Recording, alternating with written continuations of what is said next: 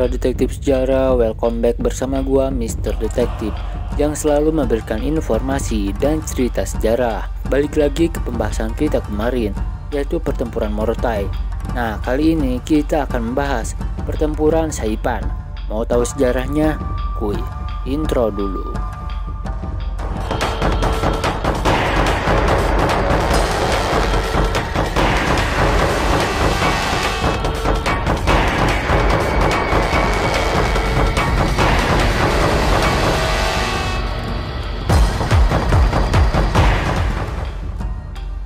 Salah satu bagian kelam dari sejarah Jepang di dalam Perang Dunia Kedua adalah pertempuran Saipan. Jelas sekali, posisi Jepang sudah sangat kritis.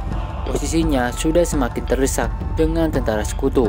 Jatuhnya satu persatu wilayah dan gugusan kepulauan dan atol di Samudra Pasifik membuat posisi daratan utama jelas sangat kritis.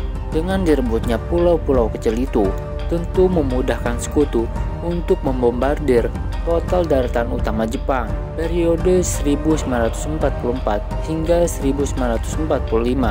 Sejatinya merupakan periode kelam dalam sejarah Jepang.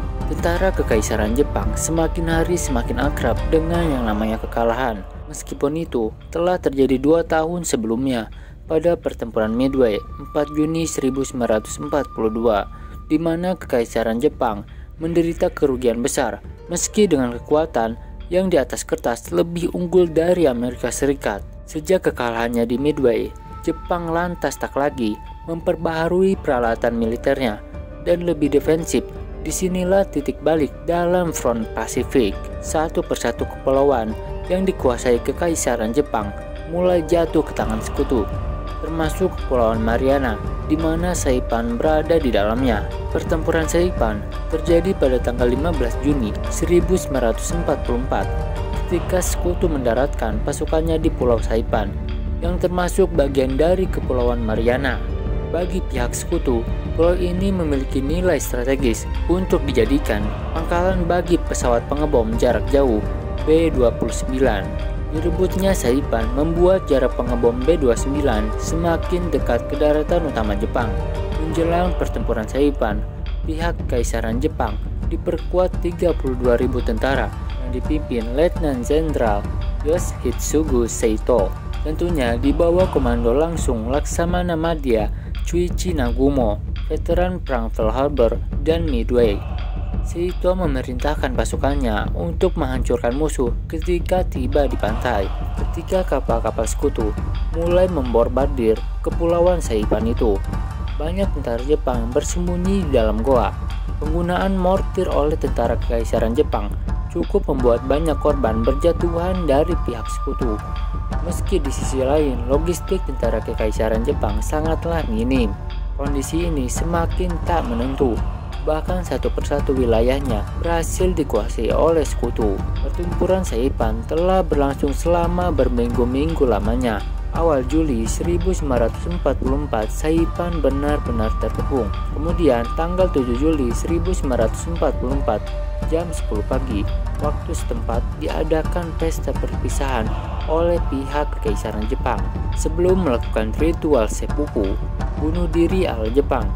2 jam sebelum harakiri, Saito masih sempat memberikan perintah harian kepada pasukannya. Saito memilih harakiri karena usianya sudah cukup tua. Setelah merobek perutnya, Saito ditembak keningnya oleh bawahannya.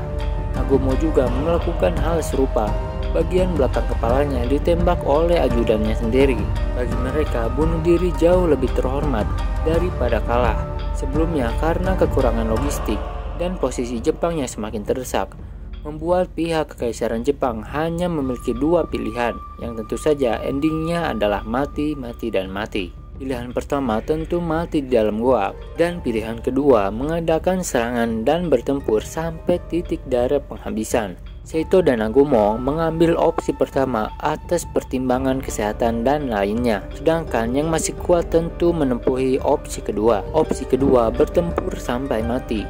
Jepang mengadakan serangan terakhir kepada pihak sekutu, sebuah serangan yang dikenal dengan serangan Banzai, menggunakan berbagai macam senjata, mulai dari senjata tempur standar sampai pisau dapur. Serangan dilakukan secara all out pada akhir pertempuran. sekutu menawan musuh yang hanya tersisa sebanyak 920 tentara Jepang, termasuk 17 perwira.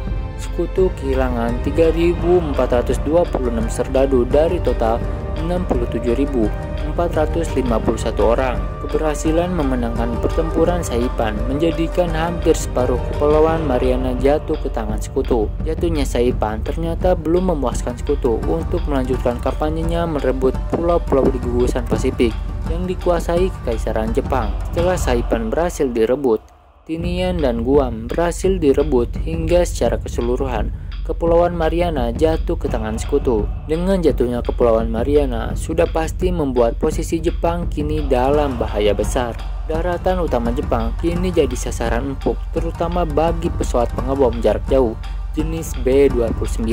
Posisi mereka jadi lebih dekat ke Jepang, dan inilah periode-periode sulit dan kelam dalam sejarah Jepang. Bagaimana menurut kalian dalam pertempuran Saipan ini? Jika kalian suka silahkan like, comment, and subscribe. Dan jangan lupa di share ya bos.